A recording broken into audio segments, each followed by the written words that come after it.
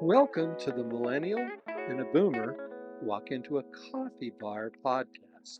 The very best podcast to get your life advice in the form of a grande caramel macchiato in a venti cup, one third whole milk, one third almond milk, one third soy milk, double the amount of vanilla syrup, caramel wall in the cup, no caramel drizzle on top, upside down, of course, tall ice cup, whipped cream, rounded lid, one shot extra espresso, decaf, cinnamon sprinkled on the top, and for the name, that's David, spelled Dafydd, please. Or to get your business, finance, and life support black coffee advice, I'm Dan, I'm a Boomer. And I'm Chase, the Millennial. Thanks for joining us today. All right, welcome back, everyone. I hope you enjoyed part one last week and you're prepped and ready to go for part two this week. Yes, and we're actually getting on track here. We're starting to get in the groove. Last week, if you recall, we actually talked about what's important in a job, right? And some of the topics that we covered were actually, what to look for in a job, what to look for in a career. And there's differences between those two. One is to make money, the other one is to provide a level of fulfillment, including money. And then college, hey, is it good or bad? Trade, good or bad. I shouldn't even say good or bad. Our whole purpose of this podcast is just because you don't agree doesn't make it Wrong. wrong. So, good and bad are probably bad, poor choice of words. But what about a family business? Hallmark Channel has a lot of movies where they work in their family business, or they're big hotshot lawyers or doctors or whatever, and they want to come back to their hometown, work in their home business, and run with their hometown girlfriend. And I love them. I love all. I think they were made for boomers. I don't think millennials. Now we're going to have Hallmark sponsors, right? Stop me if you've heard this one. The big town attorney falls in love with the barista and they live happily ever Yeah, after. that's right. Yeah. So, and then entrepreneur, and um, I've been pleased, and actually the way that you've worked, you took a chance, you took a risk, and you went out to open your own business, and so far so good, right? It's you're you haven't come over here, sent your kids over here with please sir, can I have more victuals? But that's okay. So. Uh, Entrepreneur, make your own way and make it. Let me ask you this, and I know the answer, but I want the listeners to hear this. Do you like what you're doing? Absolutely love it. Yeah. I would, I don't know if I could go back to a normal job. It would be very difficult to do that now. After I've been in it, and we should do an entire podcast on that topic. But it was really interesting this morning, actually, which I don't know when it's going to post. After this one posts, I'm sure. I was interviewed on a podcast, the Wantrepreneur to Entrepreneur podcast. I don't know quite where I fit in that paradigm yet, but they had me on nonetheless, and we did talk about that. We talked about a couple of the different areas, how, you know, my wife and I set ourselves up for success early on. Right, right. And if we hadn't have done a handful of things before I launched this, we would not be sitting here today happily entrepreneuring. Yeah, yeah, if that's a word. But let me tell you too, you say, hey, I don't know that I could go back. Well, you've had opportunities to go back in the business scheme. You've had people make you some pretty lucrative offers. In fact, I was kind of taken back by one or two of the offers that you had received, and you kind of professionally and politely said, no, thanks, I'm happy doing what I'm doing. So it is possible. I do, I agree, we should have one about that is if you're going to go start your own business, don't just quit everything you got and say, I'm going to go start my business. You need to do 4 or 5 things in advance to be able to set yourself up for success. That's for another day. But I do wanted to get back in a little bit, whether you're going to be a social influencer or an NHL hockey player, whatever you're going to be, have realistic sights set, and then you control it. And if you want to be it, I'm not saying that you're always going to get there, but manage it as a career because you are in control. I think that's a big thing. So, but now we wanted to get on to the topic of Money. money. Money. There's a lot of good songs about money. There's a lot of good songs from the 60s, 70s, and 80s about money, which is something you millennials have never had. Good music. Good music. I even look at Aerosmith today. We should get them to sponsor us. They still rock out. And kids these days, Aerosmith was around when you were a kid. So anyway, money. Can I just call out the fact that the last episode you were like, oh, no one's ever going to sponsor this, and now you've got Aerosmith, and who was the other one? That someone big. I don't remember who it was.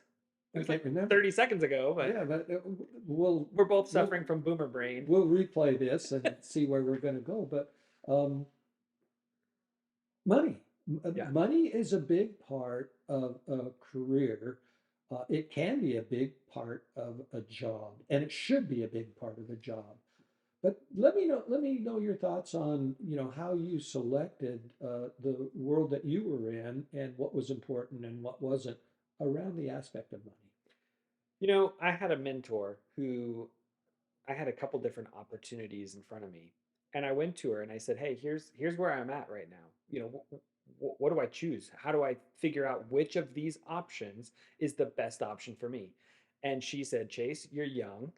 Chase the money over your passion project or what will bring you fulfillment.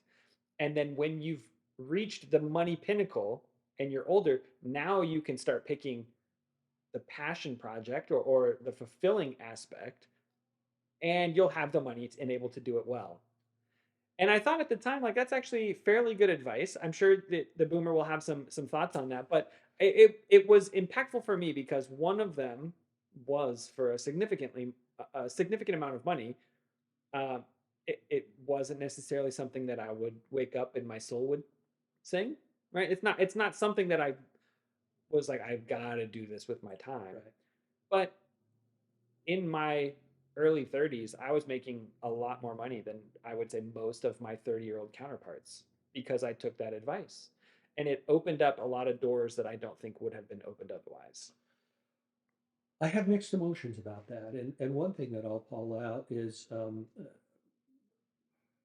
going to get myself in trouble with your breed of characters, millennials, and that is if you make more money, you typically spend more money. That's even true with a lot of boomers. And so I would say, chase the money, but be realistic and be smart with the money that you have. Because, yeah, you can take risk as a young person.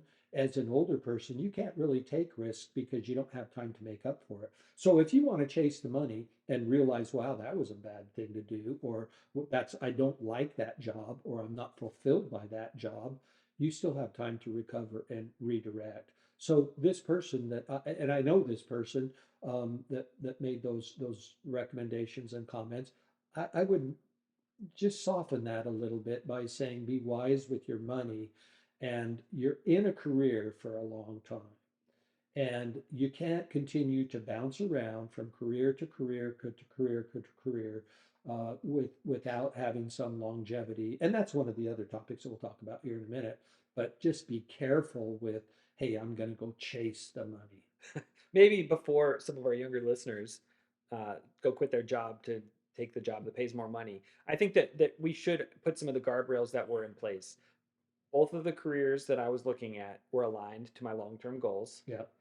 Both of the careers were giving me new experiences within my industry that I wouldn't have otherwise. And neither of them were something that was going to harm my resume. So I think having those guardrails in place and understanding I'm not picking between being a YouTube star and being something else in education that is, very whatever. They were both Right. aligned to Right. the goal, and they weren't bad options. They weren't super risky. One was probably a little more risky than the other, but the idea was I'm still getting to where I'm going. I'm just taking a different side street. It's like, So you still controlled your career, is what you're telling me, and you still had opportunities. And I actually know that the two choices that you had, both of them would build your um, network. It was still within the same industry, and so probably that is good. But you can also you've heard of people, and I think you mentioned in one of the previous podcasts about a colleague that you worked with that had the opportunity. Hey, go take this job for less money, or stay in this job for more money. And the bottom line was take the new job because it provided more opportunity. So if you can look and boil that down to, I can still manage my career, it's still on with what I'm in control about doing, and it can still leverage my strengths to go on, then do chase the money. Just remember that money is not always equated to happiness. Well, here's the problem. And here's why we're talking about money a lot today. Too little money will cause frustration. Yeah. You ever been hungry and broke? Man, I remember when I took a job, it was the worst 6 months of a job I've ever had. And it was a job. I was working sales, selling small business security alarms. Yeah. Okay, let's be honest. I didn't have a security alarm at the time. It was not something that I couldn't afford a security alarm for my house. And so it was really hard for me to go out and say, "Hey, you need a security alarm, and let me upsell you with the cameras." Like it was terrible. And I remember at the end of 1 month, I only did it for 6. At the end of month 1, I remember sitting in my Jeep thinking, I would really like a cup of coffee right now. But if I go swipe my card for a cup of coffee, they're gonna laugh at me and be like, "Sir, your $3 coffee just got declined." And so yeah, having too little money will cause frustration. So talk about that for a minute, because it's not just your income. Sometimes there are other impact areas that play into this whole greater conversation. Yeah, everybody likes to have money, and everybody doesn't have enough money. But you maintain your standard of living to the account of money that you can provide or that you have available to you. It's always good to have enough money, but when you don't have money, oftentimes what comes with that is bad money habits. And let me tell you, I'm actually pretty surprised you didn't go swipe the card, or you didn't say, "Hey, Dad, you want to go get a cup of coffee?" And say, "Hey, I'm dying for a cup of coffee, Dad, let's go." But I'll tell you, a lot of people would whip out their credit card and go buy a $3 coffee. Um, Resist the urge. There is nothing that you need more um, that is so, oh, I've got to have it now, unless it's a medical emergency that you need to swipe your credit card for. Learn a little bit of discipline and and deal with that thing while you figure out your solution for your money problems. So I get it. It's not bitterness is another thing. When you stay in a job that you overspend for the income that you have, you get bitter. I should be getting more pay. I should be in a better position. I should be. Remember this, you're in control and you can actually go influence where you sit with the money situation. So if that's you and you're sitting there with your caviar tastes on your Bucky's Beaver Nuggets income, it's in your hands, right? Yeah.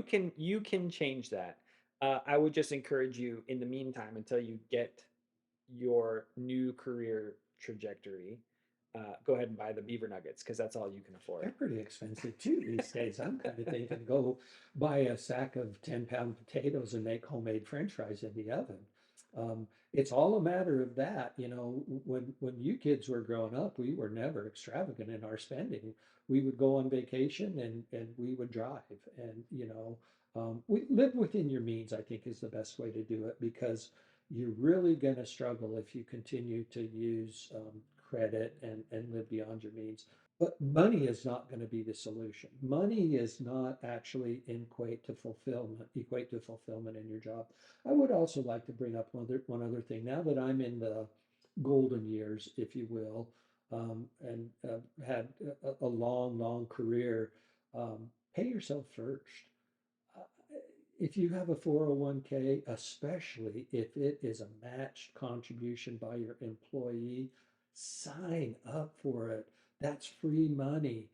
Pay yourself first, whether you have a retirement account or not, because life goes fast and life goes really fast. And I've loved the jobs that I've had, bar a couple, but I've really loved it. And I've been in a place where now I want to just settle back and do some silly things like podcasts and put my wisdom out there for all the millennials to just wring their hands over and say, "Hey, when's your next podcast coming out?"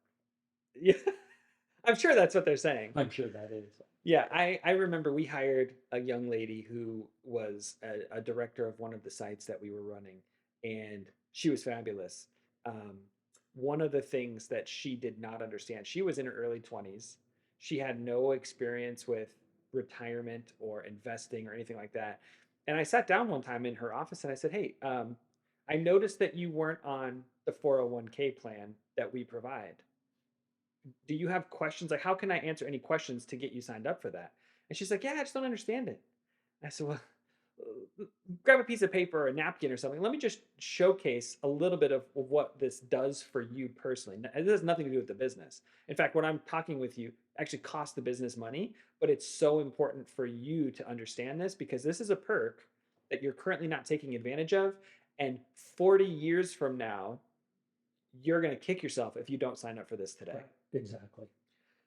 So for those of you listening that are not, you don't understand it, well, we probably need to do a full thing on that as well. But please sign up today. Go find someone who knows about it, get your questions answered, and get signed up. Yep. And you can do it before tax. And I don't want to get into all the details, but man, oh man, it's really worth it. I look back because as I started my career, we had pensions. And my first job in my career field, I had a pension, and it didn't pay a whole lot. But then all of a sudden, this thing called 401k came out, and I jumped in on that thing, and it was mind-boggling how much money I could make and I didn't take a lot of risk or anything else. You can be as safe as you want with it, but you're paying yourself first. So money, money, money. The other thing is your career should have a certain level of provision. And that provision includes the basics of life, right? You need to have a roof over your head. You need to have health. You need to have food. And you need to make sure that you can take care of the medical costs or the medical care, all of which are going skyrocketing higher and higher and higher. So I've been in some jobs that they said, yeah, here's your annual 2%, and inflation was 5 or 6%. Okay, then I got to determine if I like my job well enough to be able to sustain the well-being and the provision that it requires for my family. Now, I had children. Obviously, this millennial here is evidence of that. Um, and so I needed to provide the whole time that we were growing up and you and your sister were growing up. And I think we did okay. Never extravagant, but um, you look pretty healthy to me there. Don't remember ever missing a meal. Yeah. Yeah, I think there's an interesting angle on providing for your family. Um, I did my undergrad in the Bay Area, in the Silicon Valley of the Bay Area. I mean, this is an expensive place to live. And I still have friends that live there, and they have to work 3 and 4 jobs in order to pay for their family's home, health, well-being, food, all these things. I don't think it's worth it. Now, if they do, that's their choice and it's worth it to them. That's great. I would never do that again. I would never have to work 20 hours a day in order. I mean, you don't ever see your family. So providing for them is more than just taking care of their financial needs, but also comparing that with, are you available for them actually in person when they need you? That's nothing that we ever planned to say on this episode, but I think it's important to call out. Like, you've got to balance providing for your family appropriately with being there with your family so you don't miss all the fun stages of your kids growing up. Yeah, and I'll tell you, I look at the price of housing. I watched some TV show the other day, and it was like $4,200 a month for rent. And I'm like, how do these people do that? I couldn't even do something like that. But it takes me back to early in my career when I was working with one of my colleagues, and he lived in Los Angeles area of California. And at that point in time, housing was very expensive.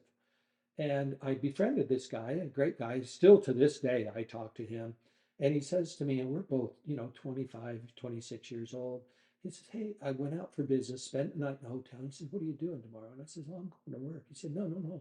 What are you doing from 5 o'clock until 7 o'clock? And I'm like, I'm sleeping. And he says, no, I'll come get you. And unbeknownst to me, He comes and picks me up at my hotel, and we go out there, and he delivers papers. And I'm like, I'll spare you the name, but he says, I need to do that because I want to get a down payment for a house. And he said, I need to get a 20% down payment. He was throwing the Orange County, Los Angeles Times, 200 papers every single morning. And he was at just under the executive level in aerospace. And he did that for 4 or 5 years to get enough down payment for that. So it can be done. He had a goal in mind. It was a job. He worked his career, and it was really a well represented. And I've been to his house, and he has a beautiful house, and he's got a great family, and he's done some good things. So it can be done, but I'll tell you, he didn't live beyond his means, and he actually had a plan. And then the day that he quit that paper route, I'll tell you, I was just amazed. Almost a 30-year-old executive. No one in our business knew that he was throwing papers at 5 o'clock in the morning. So, Oh, that's wild. That's a crazy story. yeah, it is. It is. And I delivered. And then every time I went out from then on out, I'd spend the night in a hotel, and he'd come pick me up. We'd have a cup of coffee, and we'd throw Orange County, LA Times every single morning. So, Well, as we wrap up here, we've got one last item is really this balancing your stability and growth of your career with your life. yeah. So, talk to us about that. What does that mean?